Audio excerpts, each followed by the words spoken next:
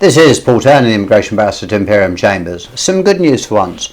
On the last working day before Christmas, the government announced it is adding social care workers to the health and care visa and shortage occupation list. This is due to start in February 2022, so quite soon.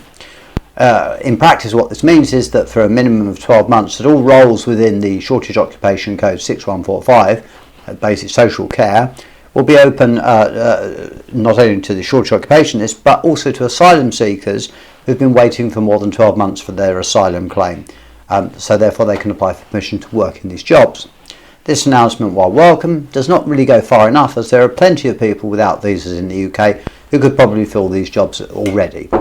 That the government is allowing asylum seekers to apply for these jobs and adding it to the shortage occupation list, which means more people can essentially come to the UK at a lower wage, is perhaps not surprising, given that the shortage of care home workers has been well documented in the press and indeed noted by the government's own Migration Advisory Committee, which recommended including them on the shortage list in its annual report published on the 15th of December.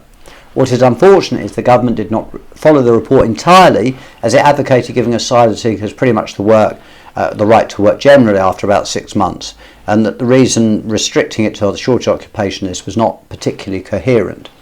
Given that the government complains that the cost of looking after asylum seekers is very expensive, it seems to gives them little sense to deny them the right to work.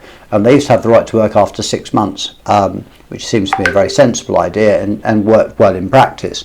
However, the government seems to have the view that if asylum seekers are given the right to work, this will be an added pull factor to them coming to the United Kingdom, and therefore should be dissuaded. If, on the other hand, there was an effective asylum system which recognised refugees quickly and dealt with their claims, perhaps it wouldn't have such a pull, if it has a pull factor at all, because there seems to be a lack of any real statistical information. This is, however, a small but positive step, and it could lead to the door to employment to over 33,000 asylum seekers. That's the figure of people who've been waiting for more than a year, I think sometime over a year or so ago. I'm sure the backlog's got bigger since then. Another point to note, which is quite interesting, is that which makes employing these asylum seekers perhaps more attractive to employers, is that they don't need to get a sponsor licence to employ them. Saving not only time, money, but the additional stress of being a Tier 2 sponsor and subject to the government's oversight. So, in short, this is a small step in the right direction. In my view, it doesn't go far enough. There's plainly a huge shortage of healthcare workers and workers generally in the United Kingdom, as has been evidenced over what you've seen on the news in the last few months, and that opening up to asylum seekers all aspects of work would probably be more preferable, as would ending the hostile environment. But that's a conversation for another day.